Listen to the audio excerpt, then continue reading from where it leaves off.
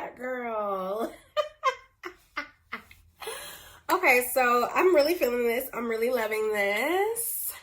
For those of you that are new here, welcome to the Lost and Found. My name is Belle, and as always, a good read awaits you. If you are confused about what's going on, because I'm definitely a grown adult, I am going to insert a TikTok video for you. I don't know who needs to hear this, but make yourself into a little black girl.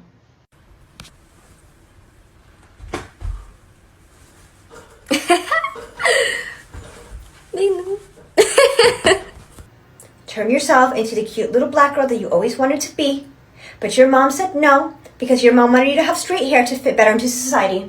Make yourself into a little black girl.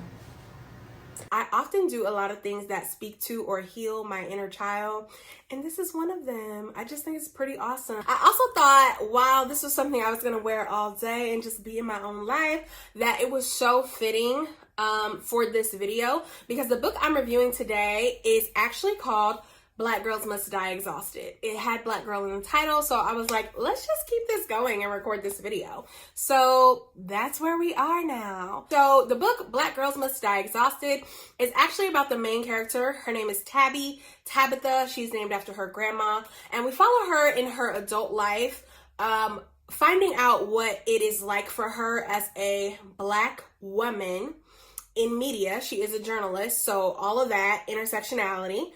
And we also get to experience both of her best friends who are experiencing life with her. Their names are Alexis and Layla. They are a little trio, so they pop up in the book every now and then as well. And we do get some flashbacks to Tabitha's childhood so that we can better understand who she is as an adult and the decisions she's making now, and how all of these things are intrinsically connected and affected her, the people around her, like her father, her parents, everyone's lives. And I definitely think the book had so much potential. And on a scale of 1 to 5 hearts, sadly, I am rating this a 2. I'm so sad about that because this is a Black author. And you may say, why the heck are you recommending us a book that you didn't like necessarily? You're rating it a 2. Why are you recommending this to us? And it's a couple reasons. One, support BIPOC content creators, authors, media personalities, everything. Just support people of color. She's a Black author, so I'm recommending. 2, I think the book has so much potential, and I also recognize that artists create art that speaks to them or expresses what it is they are feeling, thinking, or in alignment with. We, as the people who are consuming the art is not made for us. You get to consume the art, see what resonates with you, take what you need, and leave what you don't. And if nothing resonates for you, everything is not for you, everything is not about you.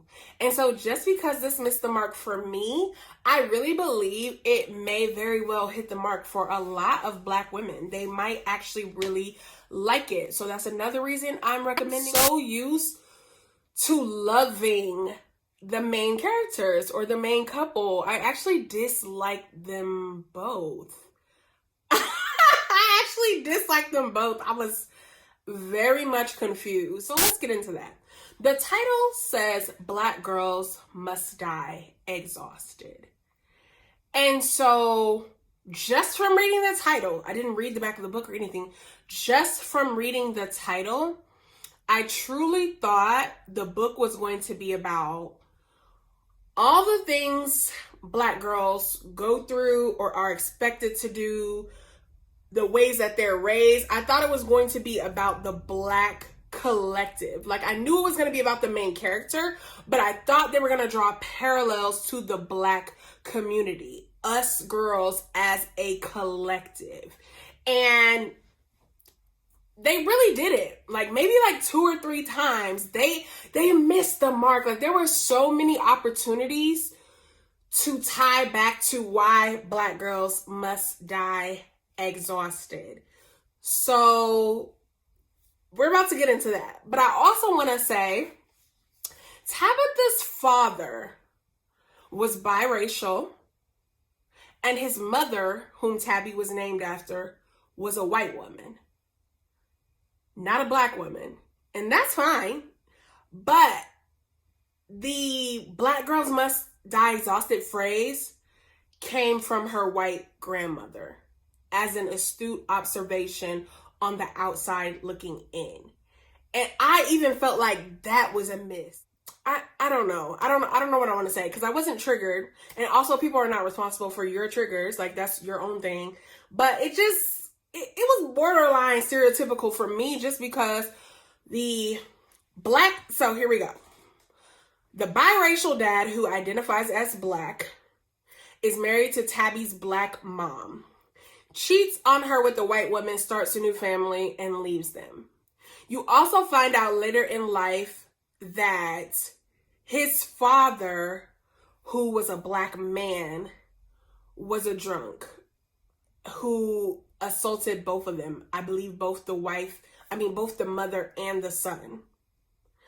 And he also died, like never contacting them again, not amending any relationships. And so it was just like, damn, we could have used some healing right there, you know, because while that's a lot of Black people's story, that's not everybody's story. So that was a thing for me. Also, I just felt like the mark was missed so many times with drawing the parallels to the collective, like I said. So first example I want to get into is the story opens with Tabby at the doctor. She's at her gynecologist. You find out she has a boyfriend named Mark who she's been seeing for about 1.5 years. But her doctor informs her, hey, you're 33 right now. Your ovaries aren't ovaring. They're not doing whatever they're supposed to do. You're not producing as many eggs as you need to. So I just want to let you know you have about 6 months to either get pregnant, have a child, or freeze your eggs. You're going to have to make some decisions as it comes to your reproductive health and what your plans are for motherhood. You need to make these decisions in the next 6 months. Well, Tabby leaves the doctor stressed out because she is like, oh my God, I had like $10,000 saved, but it was to buy a house. Now I got to choose between a house and a kid. I don't even know if Mark wants a kid. We've been dating for 1.5 years, but we don't really have any serious conversations. We haven't talked about if or when we're getting married, if or when we even want kids, if he sees himself with me having kids. Like, you find all of this out early on. Well, the first miss, like I said, they're not drawing back to the collective. I felt like that was a perfect opportunity to talk about how she was given 6 months to figure out something that's really a major life-changing decision. And a lot of times that happens to women, especially Black women, because we are discriminated against in healthcare. They don't take our level of pain seriously. When you come for a specific issue, they only want to band-aid the problem, try to give you medication for that issue, which literally just smothers the symptoms. It doesn't actually resolve the underlying issue. Why had no one talked about her reproductive health to her before she was 33? Why wasn't she getting like regular blood work or STD tests? Like, I just felt like this could have been drawn back to literally how a lot of Black women are discriminated against, misdiagnosed, reproductive situations messed up. They've been on people, like, it's a proven fact that people who have been on birth control for years are now all of a sudden the people with PCOS, polycystic ovarian syndrome. And that was like, that's a big thing in the Black community. A lot of Black women have PCOS. And I just felt like they should have gave us more. Additionally, she leaves the doctor's office. She's so stressed out. While she's driving, she's looking for her phone, but it's in the back seat. So she's like reaching around. The purse falls over, slides. So she does like a little swerve, nothing too major. Cop pulls her over. She is terrified for her life. She's shaking. He can visibly see that he has her stressed out. And he's like, hey, I'm not that kind of cop. I've seen what's going on in the news. The fact that you were so scared is hurting me right now. I don't know if you know why I pulled you over, but you were driving erratically back there. And she is freaking out because she's thinking about all the people that died at the hands of police brutality, excessive force, and for unnecessary reasons. She actually does name Sandra Bland, and they do speak to the alarming amount of Black people dying at the hands of police officers, usually white police officers at that. However, When she tells Mark about the situation, Mark says that she's overreacting. She doesn't really have to worry about that because she's a woman. And she thinks to herself, like, what about Sandra Bland? But she doesn't say it out loud to him. And I felt like that was another missed opportunity, because that was a perfect example to talk about intersectionality. How even though women are women, they are still Black. Like, if you're a Black woman, you are Black first, not second. People see your Blackness before they see anything else. Also, not everyone that is feminine presenting even identifies as a woman. So you can't necessarily take something off the table just because, oh, you're feminine. So I just had like a lot of little issues. So this is what's bothering me. When she finally brings up has the courage to talk to Mark about whether or not they're gonna have babies, if he sees a life with her, he basically says, I see a life with you, I see kids with you, but I don't see that right now. Like, this is coming out of nowhere. I understand it's because your doctor said you got 6 months, but you know, my mind wasn't there right now. And I'm thinking, why are you just now having this conversation at 1.5 years in? And it is often because Black girls are taught from a young age, you are loved because of what you do for everyone else. Like, we're taught how to be good wives, good big sisters, good mother. Like, we're always taking care of other people and catering to other people. In the Black community, it is rarely talked about little girls being there for themselves, showing up for themselves, and things like that. So I just felt like that was a missed opportunity to talk about as well. Black men as a collective, not every man, oh my God, people want to say not all men. Black men as a collective expect Black women to meet their needs. And a lot of that is because a lot of Black men grew up with single mothers. And so they're like, oh, my mom could do everything. She did everything. She didn't need anybody, and we still didn't go without. And so they're expecting their needs to still be met. Fast forward again. You find out later when Mark comes back and he's like, I miss you. I want to be with you. He's like, hey, I want to be honest with you. We've never really talked about our family and important issues. Whoa. Why didn't we elaborate on that? Why on earth were y'all together 1.5 years and never really talked about y'all family? Y'all were just talking about surface level stuff. And you thought, hey, and Tabby thought for some reason, this is a conversation I need to have with him because he's my boyfriend. Like, barely. When I was reading the book, I literally did not think this was her boyfriend. I thought it was a booty call, even though she said it was her boyfriend. I promise you, in this story, this woman talked to this man once a week. If my man can go more than a day, baby, more than 10 hours without talking to me, are we really even a couple? It relates to Black people as a collective, but also as it relates to Black women, because why is Mark expecting her to just go along for the ride as he figures it out? Like, everything seems really him. Like, he has tunnel vision right now, and it's concerning. I'm gonna get off Mark because I really did not like their whole situation. But the last thing I'm gonna say before I get off Mark, okay, so they're not together. They were just friends. Book fast forwards and she's pregnant. Why would you end a book like that? Like, did you go to a sperm bank? Or did you really let this man impregnate you? Because y'all resolved nothing. Why would you have this man's baby with nothing resolved? I don't even know if she having his baby, but if it's his baby, it's like, are you shitting me? That lady said, baby, a man who don't have a plan for you ain't your man. Leave him be. But Tabby's mom is like, oh, give him a chance. Maybe he'll come through. Her grandma's like, oh, you haven't given him time to make a plan. Maybe he'll come up with one. Like, why? Now, getting off of Mark, the next thing I want to say, many misses they had for me.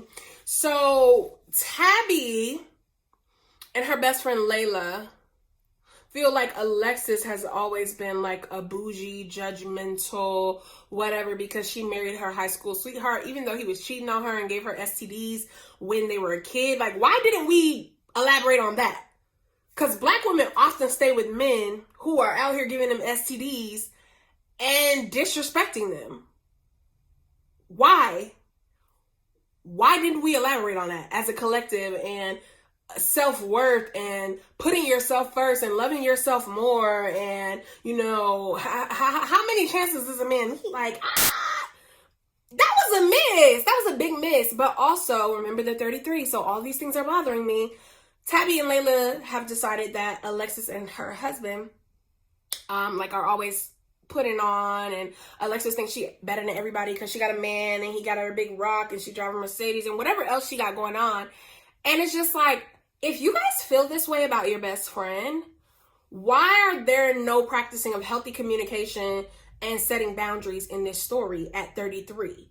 The way Layla and Tabby were talking about Alexis, although it was only to each other, they never spoke bad to anyone else about her, although it was only to each other, it's just like, why was there no sit down or powwow for them to say, hey, I feel like you belittle me because I don't have a man, or because my man is not your man, or because you think less than me? Like, I don't know, at 33, I don't want friends that I feel like I can't talk to, that I can't have real conversations with, that I can't be myself around, that are gonna make me feel less than. I just really don't like how they like skirted over that, like that was normal. That's not normal in adult friendship. Layla tries to commit suicide. That's something that should have been tied back to the collective. A lot of Black people suffer with depression and othering and so many other things, like body dysmorphia, financial instability, food deserts. Like, there are so many things that affect the Black community as a whole, that there are a ton of Black men suffering from undiagnosed and untreated depression, just like there are a ton of Black women suffering from undiagnosed and untreated depression. And so I don't know why that wasn't tied back to the Black community and why that wasn't spoken about more, because Tabby went from knowing nothing was wrong with Layla. She was dating a married man. Layla was feeling weird about dating a married man. She didn't want Tabby to judge her, to getting a call from her best friend's mom saying, hey, Layla tried to commit suicide. She's okay. We've got her stomach pumped, whatever.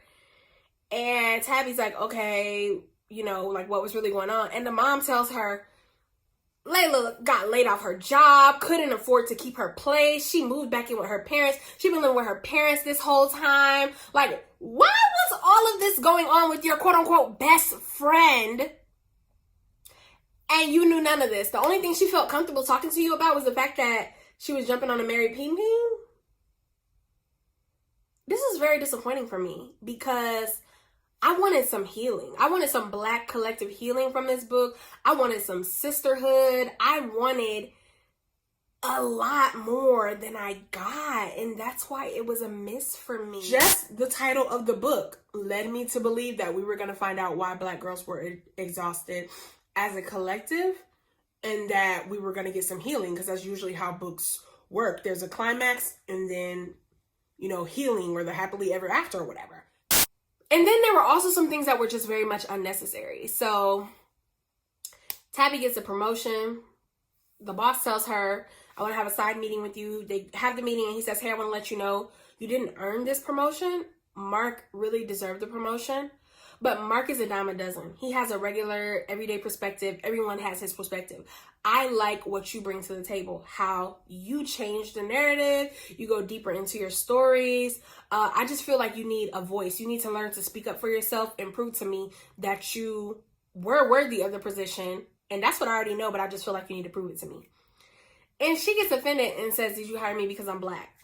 And then she got to ask her grandma, her dad, her mom, her friends, all these people, like, did he hire me because I'm Black? This man just told you why he hired you, and it had nothing to do with you being Black. But even if it had something to do with you being Black, I felt that was another missed opportunity to speak about it to the collective, like how some jobs have quotas or get tax write-off when they hire people of color to prove they're not being discriminatory. Like, we should have had more information around that, because her leap from what he actually said to her being like, oh, so I got the job because I was Black, is absurd, because he said no such thing. And when she asked him, he said, there might be some people out there that think you got the job because you're Black, but I just told you why I gave you the job, and either you're going to prove me right or you're going to prove them right. And don't fight me, because I know y'all like to tussle. But as a collective, again, not all men, you know, as a collective, Black men want Black women to submit to them. But these same Black men will turn around and submit to white women because white women are higher on the totem pole. And I just felt like that should have been talked about, because if everybody on the outside looking in, you, your mom, and your grandma didn't like how your non-Black stepmother treated you, why was nobody ever talking to your dad about this? Why didn't your dad fix this, nip this in the bud? Why was there no conversation around this? Actually, it was to the point that it damaged her father's relationship, and they barely talked. I just was let down. It's not like I gave it a 0. You know what I'm saying? So, yes, but hopefully you'll read this book. Hopefully you enjoyed this video. Until next time, remember, if you are down for the ride, please click subscribe.